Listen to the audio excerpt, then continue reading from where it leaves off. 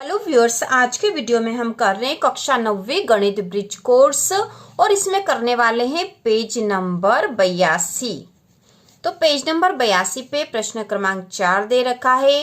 अनियमित आकृति का परिमाप धागे की सहायता से ज्ञात कीजिए। लगभग, ठीक है, क्योंकि लगभग में आएगा, हमें धागे की सहायता से इसका परिमाप निकालना है। तो परिमाप का अर्थ होता है इसके चारों ओर की माप, ठीक है, मतलब यहाँ से लेकर इस पूरे की माप कितनी है, इसकी लंबाई कितनी है, निकालना है। तो हम कहीं एक जगह से शुरू करते, एक बिंदु मान लेते, तो इस बिंदु से शुरू कर लेते हैं हम और इस पूरे को माप कर धागे की सहायता से माप लेंगे और बता देंगे कि यह कितने सेंटीमीटर है। तो धागे की सहायता से माप कर फिर हमें उसे स्केल पे नापना पड़ेगा। तो ये हमने धागा ले लिया है, ठीक है, कोई सा भी धागा आप ले सकते हो और इसको कहीं एक जगह से शुरुआत करने के लिए हम इसमें एक गठान लगा देंगे, जिससे कि हमें पता चल जाएगा कि हमें इसको कहाँ से शुरू करना है। तो ये हमने लगा दी है, ठीक है। यहाँ से शुरुआत सबसे आगे से शुरू करेंगे। तो हमने यहाँ से नापा और यहाँ से यहाँ तक का नाप लिया है। अब इसके आगे से यहाँ तक का नाप लेंगे। इसके आगे फिर यहाँ से यहाँ तक का नाप लिया, ठीक है, ये वाला। फिर यहाँ से यहाँ तक और इसी प्रकार इसको मोड़ के भी थोड़ा थोड़ा हम नापते रहेंगे, इस तरह से। और फिर यहाँ से यहाँ तक का, इसके बाद यहाँ से यहाँ तक का। तो ये नाप यहाँ पर आया, ठीक है। तो इसको इतनी दूरी को हम स्केल पे नाप लेंगे कि कितना नाप लेते। यहाँ से शुरू था तो हम इसी से नाप लेते हैं, यहाँ से यहाँ तक, मतलब ये 15 सेंटीमीटर हो गया है। और इसके बाद जो बचा है, ठीक है, बाद का जो बचा हुआ भाग है वह भी हम नाप लेंगे।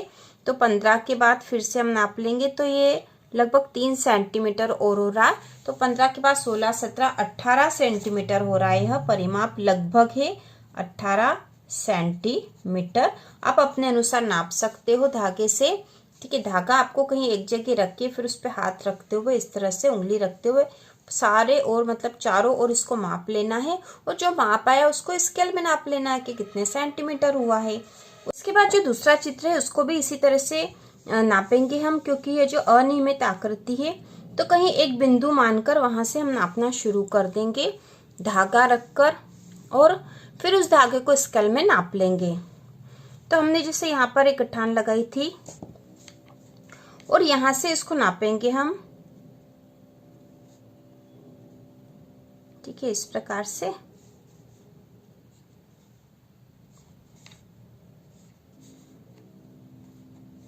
क्योंकि यहाँ लगभग ही हमें पता चलेगा, इस तरह से नापने में बिल्कुल सही माप नहीं आता है, लगभग ही आएगा। जो ये धागा आया है पूरा, इसकी माप हम स्केल में कर लेंगे कि कितने सेंटीमीटर का हो रहा है।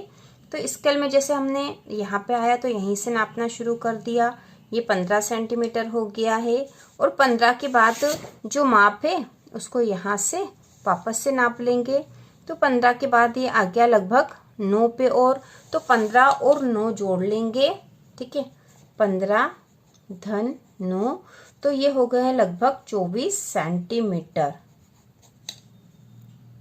जो अगली आकृति, इसको भी हम इसी प्रकार धागे की सहायता से नाप लेंगे।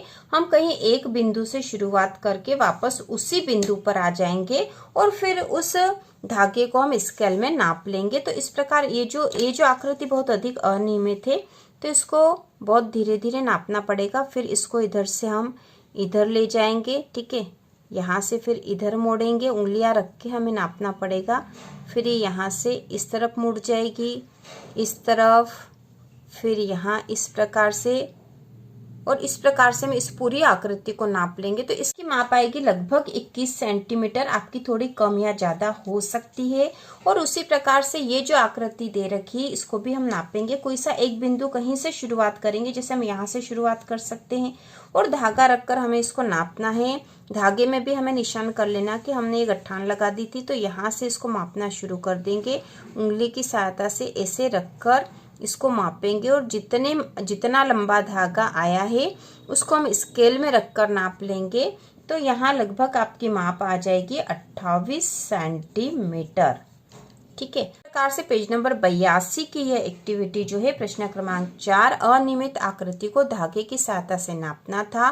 तो इसी प्रकार के और वीडियो देखने के लिए कक्षा 9वीं की संपूर्ण तैयारी के लिए चैनल को सब्सक्राइब कीजिए।